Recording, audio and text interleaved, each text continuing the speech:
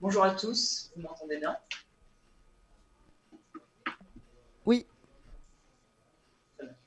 Je me présente, je suis Cindy Feng, je suis chargée d'études à l'OFDT, l'Observatoire français des drogues et des tendances addictives.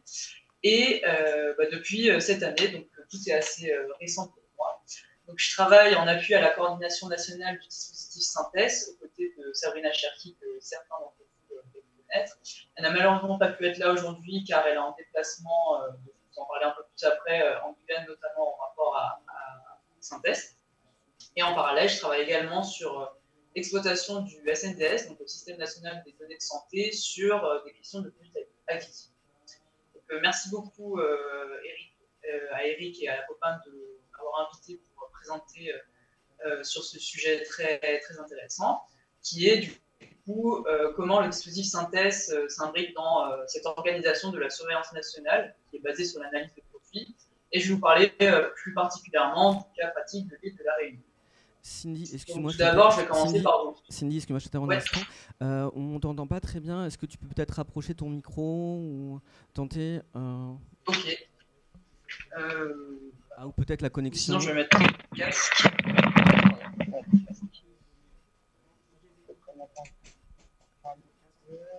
Ouais, si t'as un casque, ça serait top. Ouais, ouais. Allô, est-ce qu'on m'entend mieux là? Ah, trop bien. On a l'impression que t'es parmi nous.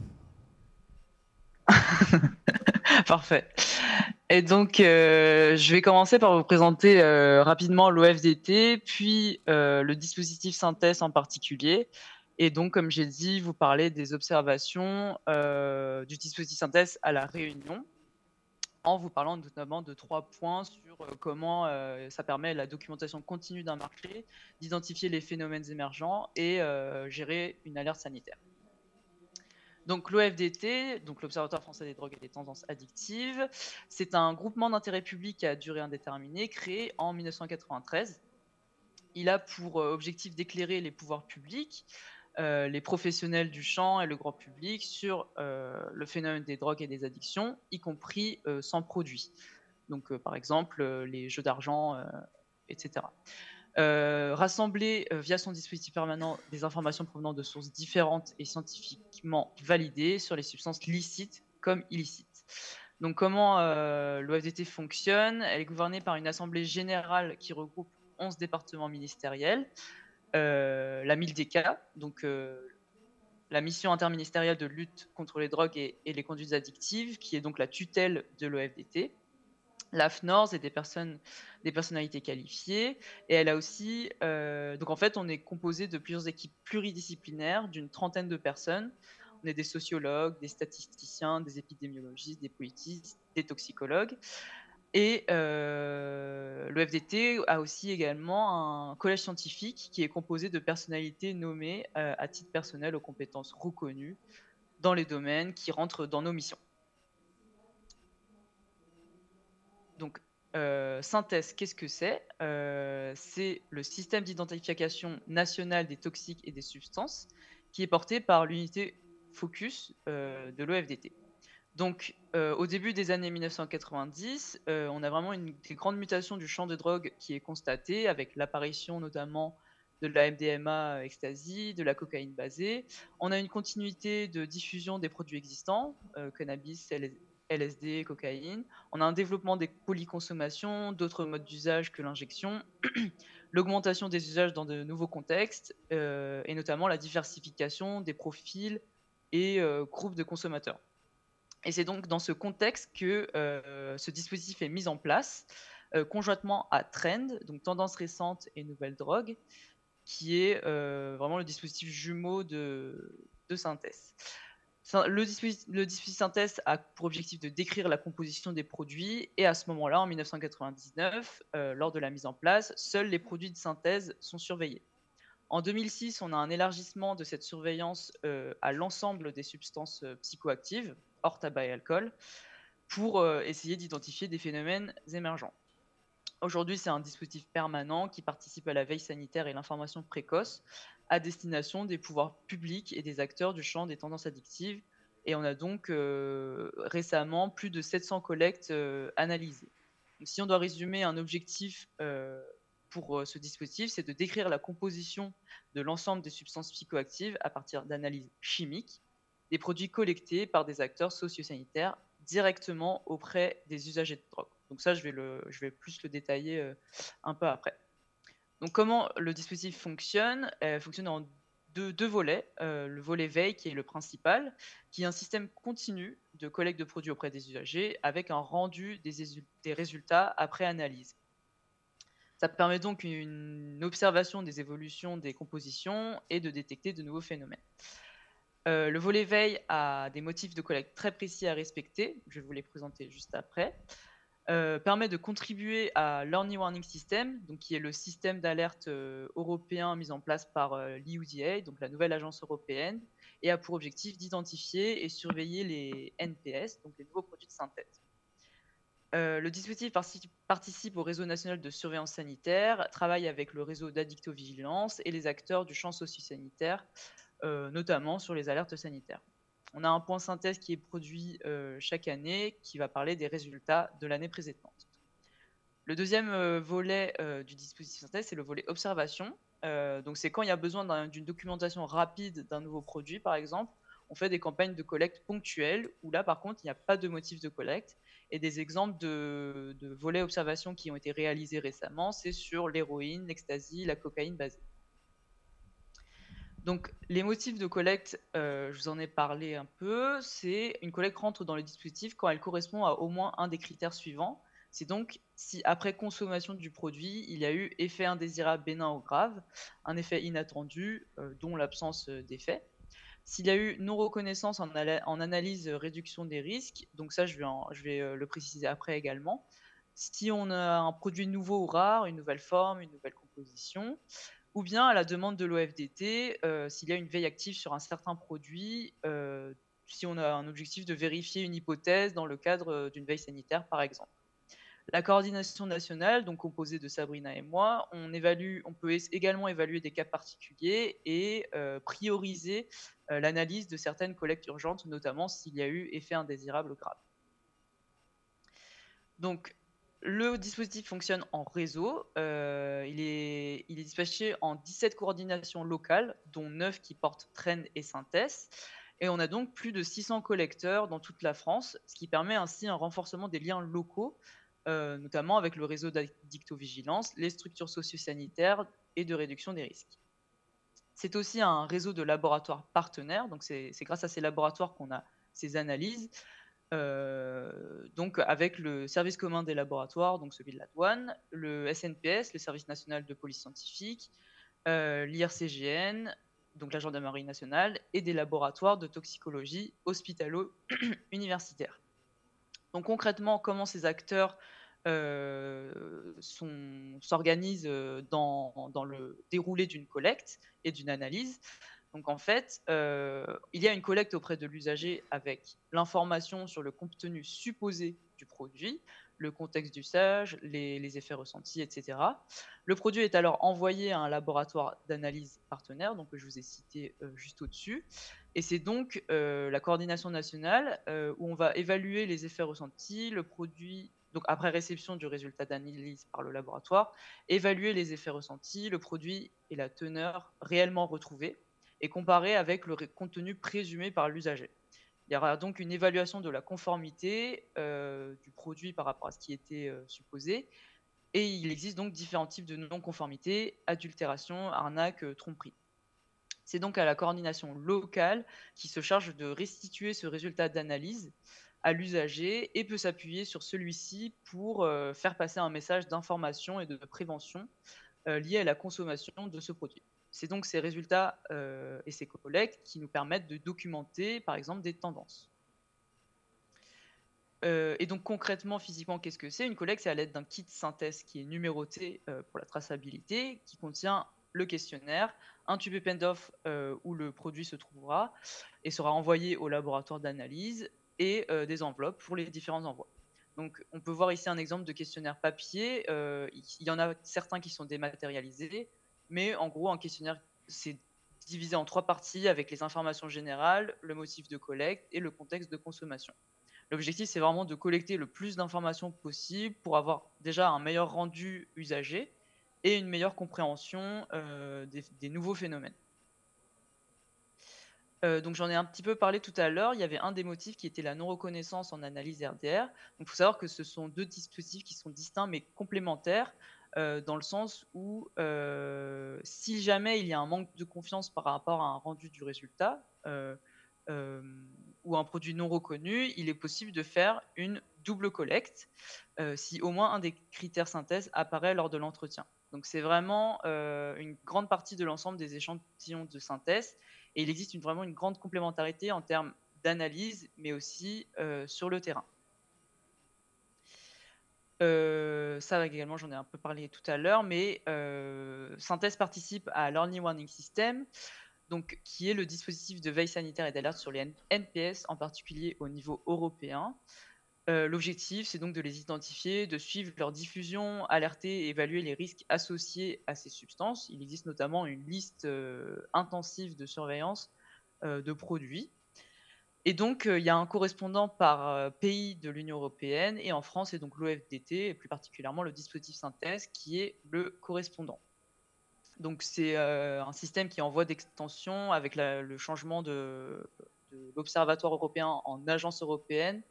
Ils essaient il y a une création d'un réseau de laboratoires européens, un système d'alerte sur les drogues en général. Donc voilà, c'est vraiment en voie d'extension.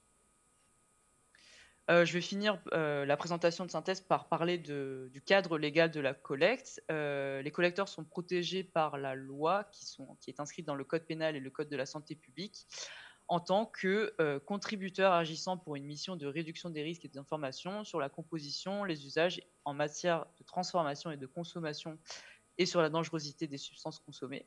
Donc en fait, comment les collecteurs sont intégrés, c'est après une formation, la signature d'une charte et la délivrance d'une carte collecteur ou ordre de mission, ce qui va leur permettre ainsi de recueillir et détenir un échantillon de substances psychoactives jusqu'à son envoi à un laboratoire partenaire synthèse.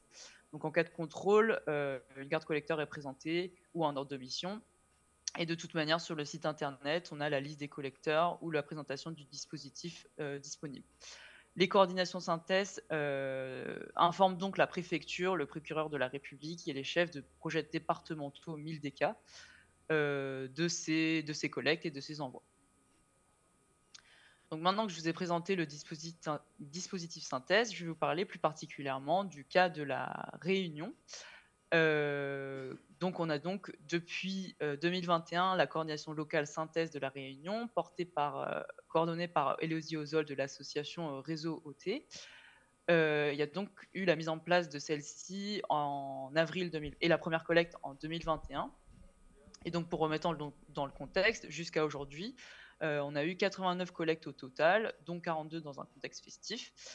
Et c'est donc dans ce contexte que je vais vous présenter comment le dispositif permet une documentation continue d'un marché, l'identification de phénomènes émergents et comment elle participe avec tous les autres acteurs à la gestion d'une alerte sanitaire. Donc comme exemple de marchés qui sont documentés de manière continue à la Réunion depuis la mise en place, je voulais vous parler plus particulièrement de la MDMA, de la cocaïne et de la chimique. Donc les chiffres que je vais vous présenter sont pas du tout représentatifs de la présence ou teneur des produits, vu que, comme je vous l'ai dit, il y a un motif de collecte. Donc la MDMA, c'est le produit supposé le plus collecté parmi toutes les collectes à La Réunion. On en a 29 sur 89 et 21 qui sont dans un contexte festif. 2 ont fait l'objet de tromperies, donc une de catinone et un d'un médicament, et 11 sont sous forme cristalline. Faut savoir que sur ces 11, il y en a 9 qui ont pu être dosés avec une teneur médiane à 95,2 avec présence de 2 échantillons purs. Donc à titre indicatif, on ne peut pas du tout comparer selon les années, mais en 2022, sur tout le territoire, on avait une teneur médiane de 82%. Donc la forme cristalline et la teneur très élevée est assez spécifique aux collectes qu'on retrouve sur l'île de la Réunion. Pour ce qui est de la cocaïne, on a 13 collectes qui sont présumées de cocaïne. Il y a des teneurs très variables, allant de 13 à 90%, et avec une moyenne à 64% et une médiane à 68%. il y a une collecte qui a fait l'objet de tromperies, qui était en réalité de la kétamine. Pour ce qui est du tabac chimique, ou de la chimique, on l'observait surtout, en 2021, jusqu'au début 2023. On a 16 collectes présumées, de chimiques, donc on s'attendait à de la nicotine avec des cannabinoïdes de synthèse et on a retrouvé, enfin les résultats d'analyse montrent que, en effet, 10 collectes ont montré la présence d'ADB-butinaca et les autres d'autres, cannabinoïdes de synthèse. 2 ont fait l'objet, d'arnaques et une de tromperie au nitazène. Je vais vous en parler un peu plus, juste après. Donc en plus de pouvoir documenter, un marché de manière continue, il permet d'identifier des phénomènes émergents. Donc là, je vais vous parler plus particulièrement de la B13, le doux. Donc en partant du rapport, Trend de 2022 de l'île de la Réunion réalisé par Élodie Ozol, il y aurait une poudre qui circulerait notamment auprès des consommateurs de chimiques, qui est fumée en pipe ou sur des feuilles d'aluminium. Il y a même des jeunes qui consomment, en remplacement de la MDMA. Et donc, pour faire le rapport avec le dispositif Synthèse est parvenu à collecter 7 échantillons de B13 doux, avec la première en avril 2023. Les résultats d'analyse montrent qu'une collecte était en fait un échantillon était en fait de la loxapine, donc qui est un antipsychotique, et le reste des catinones, donc qui sont de manière variée, donc dipentylone, MDPV, sibutylone et NEP. Donc il y a vraiment une veille active qui est menée pour continuer à collecter afin d'identifier les produits derrière cette expression, parce qu'on n'est pas certain de ce que c'est réellement, et du coup mieux appréhender ce nouveau phénomène de consommation. Donc troisième point, c'est comment le dispositif Synthèse peut participer à la gestion d'une alerte sanitaire avec tous les réseaux et acteurs en France. Donc mes collègues vont en parler beaucoup plus que moi juste après, mais rapidement, donc de mai à septembre 2023, il y avait de la notification des dispositifs d'addictovigilance et de toxicovigilance, de 13 intoxications, qui ont inclus 3 décès et 6 hospitalisations. Le produit suspecté, c'était du tabac chimique qui était adultéré par une poudre contenant possiblement un NPS. Donc, il y a eu un communiqué de presse par l'ARS La Réunion avec des mesures de réduction des risques et la délivrance de naloxone en prison pour prévention des overdoses d'opioïdes. Donc, le dispositif Synthèse est parvenu à collecter 2 échantillons, une de poudre brute et une de tabac chimique adultéré avec cette même poudre. On a donc priorisé cette collecte au laboratoire d'analyse par rapport aux autres analyses en cours et on a donc retrouvé du protonitazène, qui est donc un agoniste synthétique opioïde très élevé, donc 200 fois plus puissant que la morphine, et ce qui peut entraîner en effet des overdoses avec une très faible quantité de produits administrés. On est donc parvenu à remonter ce signal à la cellule nationale d'alerte et aussi à l'échelle européenne, donc avec l'Early Warning System que je vous ai présenté précédemment. Donc pour conclure, Synthèse, c'est le dispositif national de veille sur la composition des drogues, anonyme et gratuit. Il permet l'observation d'évolution de composition et en complémentarité avec l'analyse de drogue en RDR, ils permettent la détection de phénomènes émergents liés aux substances psychoactives. Pour ce qui est de la coordination de Synthèse à La Réunion, qui a été mise en place en 2021, il y a vraiment eu une mise en place depuis de collecte de routine, avec plus en plus d'acteurs au sein du dispositif qui sont de plus en plus sensibilisés à l'analyse de produits. Donc le dispositif permet des alertes ascendantes et descendantes, donc Synthèse vers l'Europe et Europe vers Synthèse, et ses partenaires bien sûr. Et comme perspective, en cours, on a le projet UDOM, qui est l'observation des usages des drogues dans les Outre-mer. On a en effet Sabrina et Inès, donc, qui est une nouvelle chargée d'études au sein de l'OFDT, qui sont actuellement en Guyane. Et l'objectif de ce projet, c'est vraiment de renforcer les connaissances sur les produits illicites circulant dans les DROM, en systématisant, renforçant l'implantation du dispositif Synthèse, et aussi de renforcer les connaissances sur les usagers de produits psychoactifs et aussi en documentant l'accès aux soins, à la réduction des risques et des dommages à partir des problématiques socio-sanitaires qu'ils rencontrent. Donc les territoires qui sont concernés sont la Guyane, la Martinique, la Guadeloupe, la Réunion et bien sûr Mayotte où un déplacement est prévu en 2025. En cours, il y a également un projet de modernisation de notre outil de gestion où on a pour objectif de complètement dématérialiser le dispositif, tout en également optimiser la traçabilité et améliorer la qualité des données produites et augmenter le degré de sécurité des collecteurs. Le réseau de laboratoires est également en cours d'extension et permet de favoriser ainsi des collectes et les demandes d'analyse locales. Je vous remercie pour votre attention. Je vous ai laissé notre mail si jamais il y a des remarques, des questions. Donc voilà, merci beaucoup.